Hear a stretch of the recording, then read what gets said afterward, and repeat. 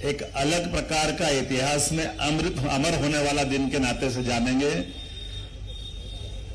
हमारे लिए मुगल के उस कठिन काल में भी जिनने अपने छोटे से साम्राज्य के बलबूते पर एक तरफ मुगल सत्ता में हमारे देवी देवताओं के मंदिर को नष्ट भ्रष्ट किया, उनको भंग किया, उधर उल्टा हमारी देवी अहिल्या माता ने पूरे देश में उदाहरण बनाया क्या हमारे धर्म पे हम जिस ढंग से सम्मान करते हैं, हमारी जनता के दिए गए धन से दुनिया में एक उदाहरण अगर कहीं बना है तो अपने होलकर साम्राज्य की राजमाता अहिल्याबाई ने बनाया है, जिनने उत्तर दक्षिण पूरब पश्चिम कौन सा क्षेत्र छोड़ा। स्कंद पुराण के अवंती खंड के हिसाब से उज्जैन तक में भी हमारे पास आज वो इस बात का उल्लेख करते हैं कि अगर काल के प्रवाह में हमारे धर्मावलंबियों पर कोई आतंक का साया लेके आने वाला होगा तो एक बहादुर शासिका ने उनका प्रतिकार करते हुए दुनिया में उदाहरण पेश किया है। न ये धर्म झुकेगा न ये धर्म रुकेगा। लगातार संस्कृति के आधार पर सनातन संस्कृति लगातार आगे बढ़ती जाएगी। इस बात का हमने नमन करते हुए आज पुनः माता के चरणों में प्रणाम करते हुए इस होलकर साम्राज्य के उस स्थान पर सबसे पहले हमने पुण्य के साथ अपना स्नेह और आदर व्यक्त करते हुए आज ये नए निर्माण की शुरुआत की।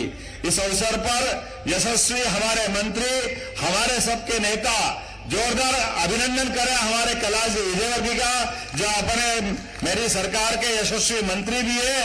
अलग अलग रूप में वो इंदौर को जाने जाते हैं। माननीय कैलाश जी भाई साहब, जिनके नेतृत्व में हमने उनको कई रूप में, मैंने खुद में भी उनसे मार्गदर्शन पाया है, लेकिन जिस प्रकार से वो काम करते हैं और ये हमारी परंपरा है, परमात्मा की दया है। हम जिस संघ के स्वयंसेवक है, हमारे यहाँ जो शाखा लगाता है वो कार्यवाह के रूप में हम उनको प्रणाम करते हैं। परंपरा को निभाने की हमारी आदत है। इस नाते से पद के आधार पर कोई बड़ा छोटा नहीं होता, जिसको जो काम मिल जाए हम सहजता से काम करते हैं और ये हमारे सनातन धर्म की संस्कृति सिखाती भी है। मैं बाबा महाकाल की नगरी से आता हूं और अनन्य भक्त थी हमारी राजमाता। राजमाता तो पूरा उनका समय अगर शासन भी किया तो महाकाल को हाथ में लेकर के किया है। महाकाल की आज्ञा से उनने अपने आप को एक शासिका न मानते हुए एक भक्त के नाते से शासन चलाया। मैं अगर माननीय इस अवसर पर पीडब्ल्यू मंत्री राकेश जी के लिए भी अभिनंदन करते हैं। आप, हमको मालूम है रानी दुर्गावती की नगरी से आते हैं, लेकिन आपने भी अपनी कुशल कार्य क्षमता से अपनी सरकार का, इस नई सरकार का मैं अपने साथ पहली बार पीडब्ल्यू के माध्यम से आपने पहले निर्माण कार्य की शुरुआत अगर कहिए तो वो निर्माण में साथ में साक्षी बने। तो एलिवेटेड रोड के माध्यम से मालवा की इस धरती पर आपने निर्माण कार्य के लिए अपने कदम बढ़ाए। मैं आपका भी वंदन करता हूं, अभिनंदन करता हूं। इस अवसर पर एक और मंत्री, हमारे सबके सुपरिचित माननीय तुलसी सिलावट जी, तुलसी विद्या के बिना तो बात बनती नहीं है। विष्णु काल के भगवान विष्णु जी के लिए आपका नाम ही इतना सुंदर है। और हमारे आपके सांसद शंकर जी, यहाँ के दूसरे विधायक रमेश मेंदोला जी, मधु वर्मा जी, उषा दीदी, मालिनी भाभी जी, मनोज जी का आप अभिनंदन करते रहे करतल ध्वनि से हमारे अपने सारे बड़े पूरे मंच के लिए। महेंद्र बाबा बिल्कुल भोले भंडारी, अपनी दुनिया अलग मस्त रहेंगे, लेकिन अपने इस विधानसभा के अलावा भी आपकी जो सरलता सादगी है वो हम सबको लगातार ऊर्जा देती है। पूरे मंच के लिए अभिनंदन करें और आपके महापौर के लिए भी पुष्पेंद्र भार्गव जी, भारतीय जनता पार्टी के नगर जिला अध्यक्ष गौरव रणदीवे जी, समूचा मंच मैं आप सबका वंदन करता। गोलू शुक्ला जी 3 नंबर से हमारे बीच में ये सारे का सारे मंच, चूंकि हम विलंब से थोड़ा कार्यक्रम एक तरह से मेरे को जल्दी जाना था, लेकिन वाकई में मैं मान के चलता हूं, दोनों हाथ जोड़ के आपका अभिनंदन करता हूं, आपका आभार मानता हूं। आपने हृदय के अंतरंग गहराइयों से जो अभिनंदन किया है, ये मेरा अभिनंदन नहीं है, ये अभिनंदन है हमारी भारतीय जनता पार्टी के ऊपर विश्वास का, जो विश्वास का परिचय बनाते हुए आपने अपना जो स्नेह दिया वो आपकी पिछली विधानसभा के 9 की 9 विधानसभाएं, जिस प्रकार से आपने जीत करके एक तरफा जीत दी है भारतीय जनता पार्टी को, यह हम उसका आभार मानने आपके बीच में आए। ये जो एक रिकॉर्ड बनाता है इंदौर, ये पूरे देश को अलग प्रकार से भाजपा पे विश्वास करने के लिए बाध्य करता है। इतिहास अगर देखें इंदौर का तो इंदौर का इतिहास ही ऐसा है। अहिल्याबाई ने महेश्वर से भी राजधानी अगर चला करके सनातन धर्म को बढ़ा करके हमारे सबके सामने उदाहरण पेश किया। वाकई अहिल्याबाई का जो योगदान है, उस योगदान को पुनर्स्थापित करने के लिए मैंने जब शिक्षा मंत्री बनकर के यशस्वी मुख्यमंत्री माननीय शिवराज सिंह चौहान की सरकार में जब मंत्री बन के काम कर रहा था, तो हमने कहा कि अहिल्याबाई का इतिहास तो निश्चित रूप से पाठ्यक्रम का हिस्सा होना चाहिए। मुझे इस बात की प्रसन्नता है, उच्च शिक्षा में हमने माननीय अहिल्याबाई के जीवन का वो पक्ष लाने का प्रयास किया, जिसके माध्यम से हमारी भावी पीढ़ी अहिल्याबाई को भी जानेगी और उनके किए योगदान को अपने इतिहास में अमर करेगी। मुझे इस बात की प्रसन्नता भी है कि जिस प्रकार का समय चल रहा है, यशस्वी प्रधानमंत्री के नेतृत्व में माननीय नरेंद्र मोदी जी वाकई भूतों का भविष्य तो ऐसे प्रधानमंत्री, क्या मोदी जी का अपना विजन और क्या काम करने का तरीका है। हमारे अपने किसी विभाग में भी धनराशि की आवश्यकता पड़े, मोदी जी की सरकार में खर्चे करने वाले कम पड़ जाए, मोदी जी का धन रिक्त नहीं होता, कोई अक्षय वरदान लेकर के जैसे वो आए। सभी प्रकार के विभागों में जिस प्रकार से वो चिंता करते हैं और जो अच्छे से अच्छा क्या हो सकता है उसको और अच्छा कैसे कर सकते हैं। मैंने बात अभी यहां आकर के देखा था कि राजवाड़ा कब बना। ये 1700 कुल 19 साल में हमारे मल्हारराव जी जो हमारे यशवंतराव जी के बड़े भाई थे, उनके बाद यशवंतराव जी के समय तक लगभग 19 साल में ये हमारा राजवाड़ा पूरा हुआ। और राजवाड़ा ने अपनी 7 मंजिला इमारत जो खड़ी की, उसी बुलंदी के साथ अंग्रेजों को घुटने पे ला करके जिसने अपनी ताकत का एहसास कराया, ऐसा ये होलकर राजवंश का स्थान है पूरे देश के अंदर। वो तो दुर्भाग्य रहा होलकर के राजवंश का पहले इस प्रकार के लड़ाके यशवंतराव जी का, कि आखिरी में कुछ समय उनकी कोई परिस्थितियां ऐसी बनी कि कुछ लोगों ने साथ नहीं दिया। अगर साथ देते तो मैं गारंटी ले सकता हूं कि वो 1947 की जरूरत नहीं पड़ती, वो यशवंतराव जी के समय उनको यहां से 7 समंदर पार भगा देते। ये इंदौर का अपना जज्बा है। इंदौर जो करता है वो सबसे हटके करता है, वो तब भी करता है और आज भी करता है। आज भी 7वीं बार अगर नंबर 1 पे कोई नगरी आई है तो इंदौर आई है। माननीय स्वच्छता के मामले में आपने जो इतिहास बनाया है, वो जो स्वच्छता के अंदर स्थान बना करके आप यहां स्थापित हुए हैं, मुझे इस बात की प्रसन्नता है। आज भी शुरुआत हो रही तो उसी प्रकार से हो रही।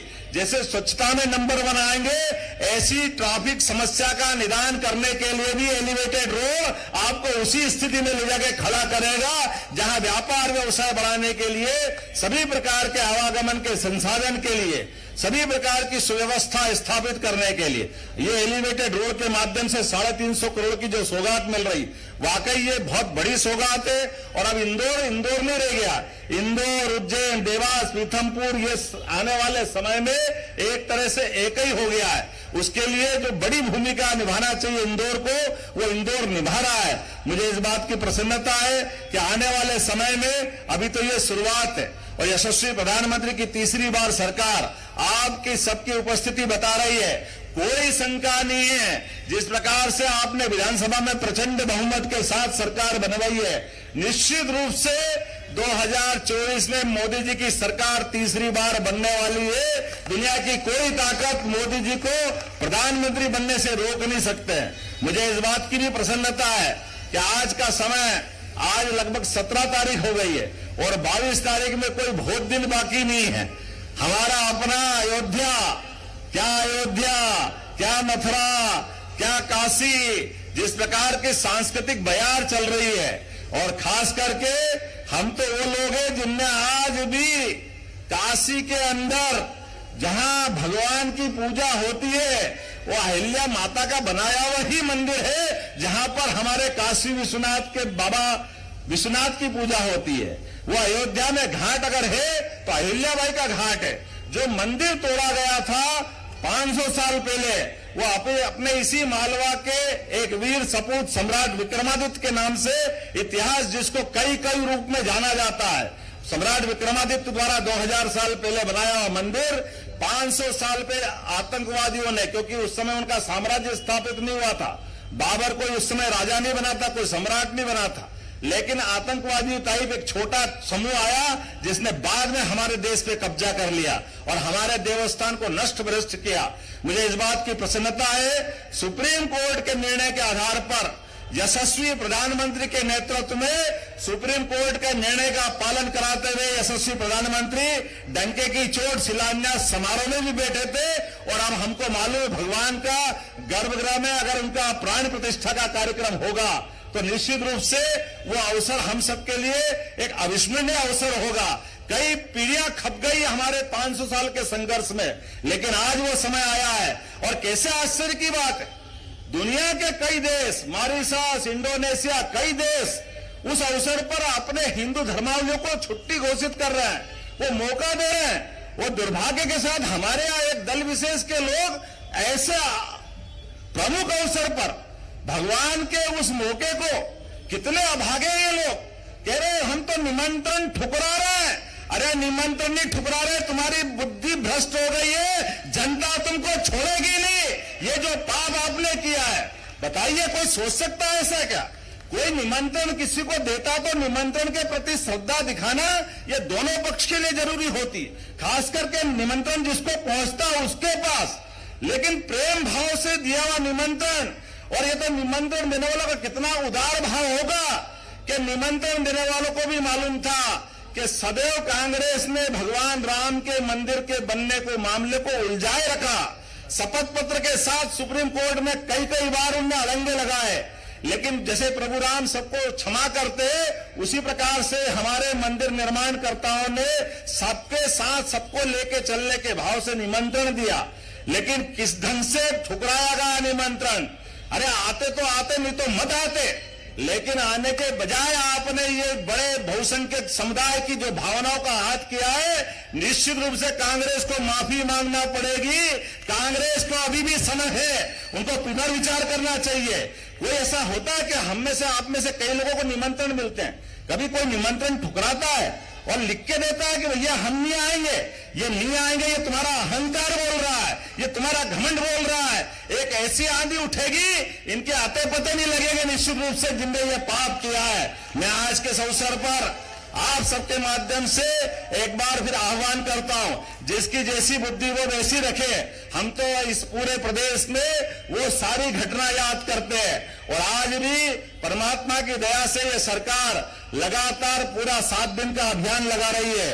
21 तारीख से 26 तारीख सभी देवस्थान पे हम विद्युत सज्जा करेंगे, सभी प्रकार के आयोजन कर रहे हैं, जिसमें राम मंदिर के इस घटनाक्रम को हमारे पूरे 8.5 करोड़ प्रदेशवासियों को जोड़ना चाहते हैं। तो मैं उम्मीद कर रहा हूं आज के इस अवसर पर आपसे आह्वान कर रहा हूं, हम और आप सब मिलकर तैयार रहें। आने वाले 22 तारीख को एक नई दिवाली हमको मनाना। बोलो तैयार है? जय श्री राम। अगर तैयार है तो खड़े हो जाए और मुट्ठी बांधे और अपने यहाँ उपस्थिति में संकल्प ले। निश्चित रूप से हम 22 तारीख को हमारे राम भगवान के मंदिर के गृह प्रवेश के अवसर पर वो ऐतिहासिक घटना को अमर बनाएंगे। अगर आप तैयार है तो दोनों हाथ बांध करके, मुट्ठी बांध करके मेरे साथ जयकारा लगाएं। जय जय श्री राम, जय जय श्री राम। भारत माता की, भारत माता की। बहुत बहुत धन्यवाद।